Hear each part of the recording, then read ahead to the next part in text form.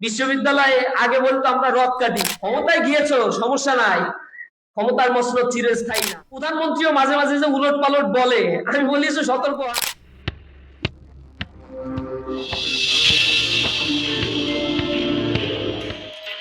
হয়েছে, পাশাপাশি হত্যার ঘটনা ঘটানো হয়েছে। রামিসা হত্যাকাণ্ডের ঘটনা আমাদের মনে দাগ কেটেছে। এরপরে আমরা শুনেছি উত্তরবঙ্গে একটা সরকারি দলের একজন নেতা সফরে যাবে, সেই সফরে যাওয়ার জন্য তাদের মনোরঞ্জন করার জন্য 12 থেকে 16 বছরের কিশোরী হইলে ভালো হয়, এর চাইতে বড় হইলে তার হবে না। এরকম ধর্ষণ যে কত করছে, আর কত মায়ের বুক ঝাঁঝরা হয়ে যাচ্ছে, হাহাকার করছে, বুক ফুটিয়ে কথা বলতে পারছে না। নেতাদের মনোরঞ্জন করার জন্য রমণীর প্রয়োজন হচ্ছে। এই মুসলিম অধ্যুষিত দেশে আমরা দেখতে পেয়েছি যে নেতা এই কথাগুলো বলেছে তাকে বহিষ্কার করা হয়েছে, কিন্তু যার জন্য মনোরঞ্জনের ব্যবস্থা করার নির্দেশনা তিনি দিচ্ছেন সেই নেতার ট্রেস আউট করা সম্ভব হয়। ওই ধর্ষক জেনাকারীদের বিচার করতে হবে বাংলাদেশ। এরা কাল্পিক, মুসলিম সমাজ ব্যবস্থাকে তারা ধ্বংস করছে, যুবতীদের শ্লীলতাহানি করছে, চারিদিকে ধর্ষণের ঘটনা। নারী শিশু অধিকার ট্রাইব্যুনাল যেটি গঠন করা হয়েছে, জানুয়ারি মাস থেকে মে মাসের 20 তারিখ পর্যন্ত রিপোর্টে আমি দেখেছি সেখানে 5958টি অভিযোগপত্র দায়ের করা হয়েছে। এক একটা অভিযোগপত্রের শুনানি হতে 3 বছর 7 মাস সময় লাগে। এর মধ্যে যাকে ধর্ষণ করা হচ্ছে তিনি আত্মমর্যাদার কারণে হত্যার শিকার হচ্ছে অথবা গলায় দড়ি দিচ্ছে, কিন্তু যিনি ধর্ষণ করছেন তার বিচার হচ্ছে না, বেতার শেষে ঘুরে বেড়াচ্ছে। বিচারহীনতার সংস্কৃতি আমাদের ধ্বংস করে ফেলছে। আপনাদের মনে আছে ইন্টারিম গভর্নমেন্টের সময় 2025 সালের মার্চ মাসের 21 তারিখে একটা হত্যাকাণ্ডের ঘটনা ঘটেছিল। শিশুপুত্র আসিয়া, পরিবারের লোকেদের কাছেই সে শ্লীলতাহানির ঘটনা ঘটেছিল। পরবর্তীতে সে মৃত্যুবরণ করেছে, কিন্তু যাকে খুব দ্রুত 2 মাসের মধ্যে 2 মাস 11 দিনে বিচার কার্য সম্পন্ন করা হয়েছে। কিন্তু লজ্জাজনক বিষয়, 1 বছর পার হয়ে গিয়েছে, এই হত্যাকাণ্ডের জন্য একজন আসামিকে ফাঁসির রায় দেওয়া হয়েছে, সেই রায় 1 বছরের মতো কার্যকর করা হয় নাই।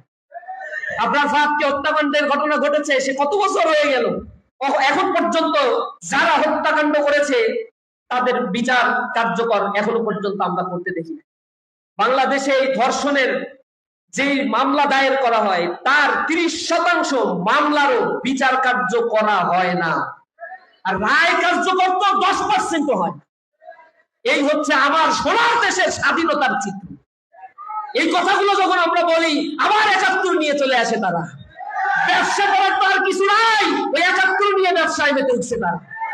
71 ব্যবসা বিগত একটা রিজিমকে ধ্বংস করেছে, আবার সেই নোংরা ব্যবসায় নামলে তাদেরও ধ্বংসের মুখোমুখি হতে হবে। আমরা বিশ্বাস করি এদেশের সার্বভৌমত্ব, এদেশের অখণ্ডতা, এদেশের স্বাধীনতা রক্ষার জন্য যদি কোনো শক্তি থেকে থাকে এই বাংলাদেশে, সেই শক্তির নাম হচ্ছে বাংলাদেশ জামাত ইসলামী আর ইসলামী ছাত্র শিবির। জনগণ তাদের উপরে আস্থা রেখেছে। জনগণের এই যে ভোটাধিকার তারা প্রয়োগ করেছিল, ম্যানিপুলেশন করছে, তারা শক্তিগুলোকে কাজে লাগিয়েছে, ডিপ স্টেটকে কাজে লাগিয়েছে। ক্ষমতায় গিয়েছো সমস্যা নাই, ক্ষমতার মসনদ চিরস্থায়ী না। উলট পালট করলে যে কোনো সময় ক্ষমতার ওই সোনালী মসনদ ছেড়ে দিয়ে কিন্তু পালিয়ে যেতে বাধ্য হতে হয়। এই দেশে যারা স্বৈর শাসন করেছিল ইতিহাস স্মরণ করো, তাদের ইতিহাস নাই। যে কটা সেনা অভ্যুত্থান ঘটেছিল, 3টা সেনা অভ্যুত্থান 4টা সেনা অভ্যুত্থানের ঘটনা আমাদের কাছে আছে। এই সেনা অভ্যুত্থানকারী যারা ছিল, কুশীলব যারা ছিল, এই দেশের মাটিতে তাদের স্থান হয় নাই। লাঞ্ছনাকর অবস্থায় পৃথিবী থেকে তাদের বিদায় নিতে হয়েছে। স্বৈর শাসন এদেশে জন্ম নিয়েছিল, স্বৈর শাসন স্থায়ী হতে পারে নাই। বজ্জাস্কর অবস্থায় পৃথিবীতে বসবাস করতে হয়েছে। এখন তার যে দল, সেই দলের অবস্থা তো আমরা দেখি অস্তিত্বহীন হয়ে পড়েছে, জনবিচ্ছিন্ন হয়ে পড়েছে। এত প্রতাপ প্রতিপত্তি ছিল আওয়ামী ফ্যাসিজম, যার বিরুদ্ধে কেউ কথা বলতে পারতো না, এখন তার নেতাকর্মী থাকতে পারে না। এই নড়াইলেও তো একই অবস্থা নাকি? জনগণ তাদেরকে বিতাড়িত করেছে, আমাদের কিছু করতে হয় নাই। যারা নির্যাতিত হয়েছে মাজলুম মানুষগুলো এই জালেমের বিরুদ্ধে অবস্থান নেয়। সুতরাং নব্য ফ্যাসিজম যারা হতে চায়, আমরা বারবার সতর্ক করছি, রাজনীতিবিদদের কাজ সতর্ক করা, জনগণের ভয়েস হয়ে কাজ করা, কথা বলা। আমরা সেই কাজগুলো করছি, প্রোটেকশন করছি, তাদেরকে বোঝানোর চেষ্টা করছি। এতদিন মাজলুম যারা ছিল তারা যেন আজ জুলুমের শিকার মানে জালিমকারী না হয়, মানুষের উপরে জালিম মানে জুলুম যেন তারা না করে। কিন্তু তারা তো কথা শুনবে না, ক্ষমতা তো তাদের অন্ধ করে দেয়। আর একটু বই খাতা যদি পড়তো তাহলে তো হইতো, এদের তো চাঁদাবাজি করতে করতেই জীবন শেষ, বয়কট করবে। ইতিহাসও পড়ে না, শিক্ষাও নেয় না, একই বন্দোবস্ত, চাঁদাবাজি, স্ট্যান্ডারবাজি, দখলদারিত্ব, ঘাট দখল, গেরবাড়ি দখল, পুকুর দখল, সন্ত্রাস, ধর্ষণ, হত্যা, এই সব ঘটনার সাথে তারা জড়িত। জুলাই পরবর্তী এই পর্যন্ত যত হত্যাকাণ্ডের শিকার তাদের হাতে হয়েছে তাদের নেতা কর্মী আর বাইরের মানুষেরা। জুলাই বিপ্লবে তাদের এত মানুষ মরে না, ক্ষমতার মোহে অন্ধ হয়ে গিয়েছে তারা। এদের ব্যাপারে আমাদের কথা হচ্ছে, যদি সোজা না হও তাহলে সময়ের অপেক্ষা করো। সময় হচ্ছে বেস্ট জাজমেন্ট করতে পারে। তোমাদের এই ভূখণ্ড কতদিন ধারণ করবে তা তোমার কর্মই বলে দিবে। যখন কর্ম উলটপালট হবে এই ভূখণ্ড তোমাদের জুলুম আর সহ্য করবে না ইনশাআল্লাহ। আমাদেরকে মানুষের কাছে যেতে হবে, প্রস্তুতি নিতে হবে। মানুষ আমাদেরকে ওন করছে, আমাদেরকে ধারণ করছে, এই জমিন আমাদেরকে চায়। আমাদের নামে যত প্রপাগান্ডা করা হয়েছে কোনো প্রপাগান্ডা কাজে লাগে নাই। বিশ্ববিদ্যালয়ে আগে বলতো আমরা রক কাটি, আমরা বলছি কোথায় রক কাটি। জুলাইয়ের পরবর্তীতে দেখো কতজন কে রক কাটার শিকার হয়েছে আর কারা রক কাটছে।